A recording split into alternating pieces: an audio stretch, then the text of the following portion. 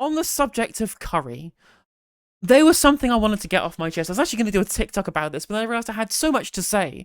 I wanted to do this as a YouTube segment, maybe like something to put on the second channel. There's a TikToker that I follow called Thomas Straker. Now, he's famous on TikTok for doing a series called All Things Butter, which is incredible, and you should watch it and follow it. It's the best thing I've ever seen in making all these different kinds of butter. But he's done a new recent series, and it's called British Classics. Now, anybody who lives in Britain will know our national dish is Chicken Tikka Masala, and that was the dish that he chose on the most recent one, the 7th episode of his British Classics series on TikTok, and it looks absolutely delicious, and I will show you, far be it from me to let you miss out on this stuff. Let's have a look and see. Welcome to British Classics, episode 7.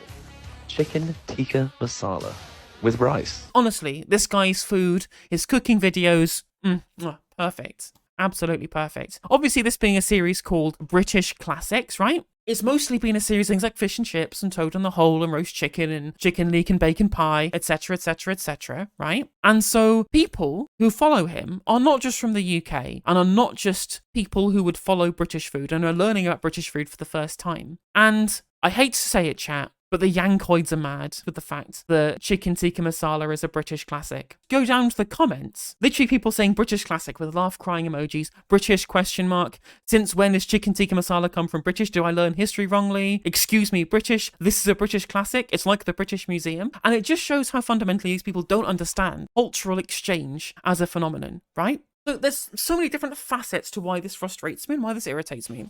And the first part of all is the fact that they think it's Indian food. Now, this isn't even Indian food. It was invented by a Pakistani man, right? I guess actually it was Bengali, because he was living in East Pakistan when he moved to the UK, to Glasgow specifically, but that's now Bangladesh. So I guess he was Bengali is the best way of calling him. Moved to Glasgow. And you'll know, if you're British, the most Indian restaurants are not Indian restaurants. They're run by people from Bangladesh who cook Indian-style food. Very little of this is food that's actually served in India or in the subcontinent more generally. And what Chicken Tikka Masala is as a dish, invented in the UK by people from the South Asian community, is using their kind of style of cooking to make things that British people would be suited for their palate, right? Using British ingredients that you can find in Britain to make a dish that you're able to then sell to British people. So it's a British person, like a British Asian person, inventing it in Britain with British ingredients for British people to eat.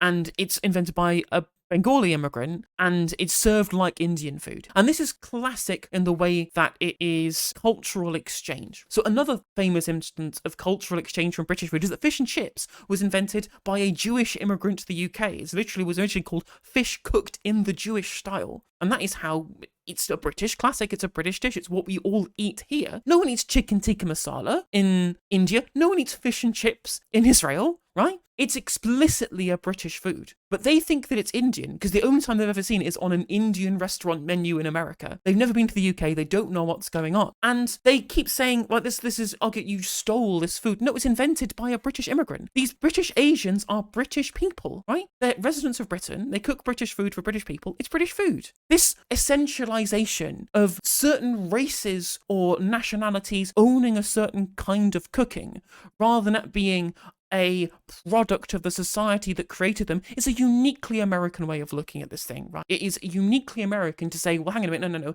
If it's an Asian person, then it can't be British because British means white people. No. We are a multi-ethnic society, chap. We are proud of being a multi-ethnic society. And part of that is the fact that so many of the cuisines that we eat are a mixture of the things that are the legacy of the people who came here. A very, very similar thing happened on TikTok recently. I don't know if anybody saw this, but TikTok went crazy, went mad, because the British people were posting TikToks of them eating their Chinese takeaway. Now, Americans and Chinese people don't eat curry sauce. They don't eat salt and pepper chips, right? These are uniquely British things because they were invented by British Chinese people in Britain using British ingredients to suit British palates for British people to eat. Salt and pepper chips doesn't get served in China. That's not Chinese food. It's British Chinese food. And Americans and Chinese people on the whole were absolutely wild that this was even counted as Chinese food. But it's a very specific kind of Chinese food, specific to the UK, and how British people and the ingredients that Chinese immigrants had access to, things like potatoes, whereas they wouldn't have had access to the kind of things that they'd be eating over in China. And anyway, we wouldn't eat them either. Like, it would be too spicy in the same way that regular Indian curry was too spicy for British tastes. So it had to be dumbed down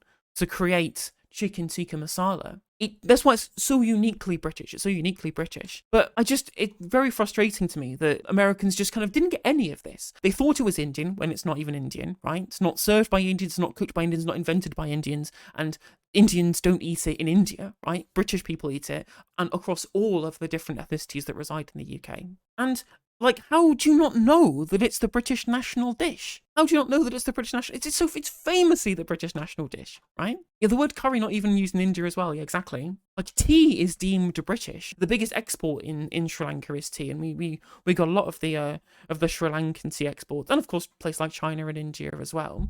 And my friend points out in chat, right, that what Americans call Mexican food is not Mexican, it's American. I mean, Tex-Mex is literally a form of fusion food. In the same way that British Indian food, quote unquote, is a kind of fusion food specific to the kind of tastes and ingredients that are available in the UK, so is Tex-Mex, right? It's even in the name that it's Texas Mexican food. And that is uniquely American because of the level to which they've created a multi-ethnic society. In much the same way.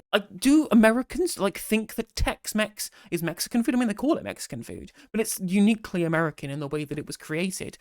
Cajun is a mix of all of these other colonial cuisines all mixed together as well, and that's a uniquely American kind of food. New York pizza is American food, even though it's an American version of food made by Italian immigrants to America. And it just frustrated me in that not only does it show a level of kind of cultural ignorance, but this essentialization of cuisine as belonging to ethnic groups and not belonging to the societies that created them or being part of the society that creates them. It's almost a weird level to which that it explains to me a lot of how American society has become so racialized. I know this is just a funny segment where I'm talking about curry, but it seems weird to me, and it seems that people essentialize this so much in terms of race, and that's a uniquely American thing to do as well. And also it just shows how anti-colonialism has become a buzzword for Americans rather than an actual proper ethical and moral principle being anti-colonialism. They go, huh, look at that, that's just the British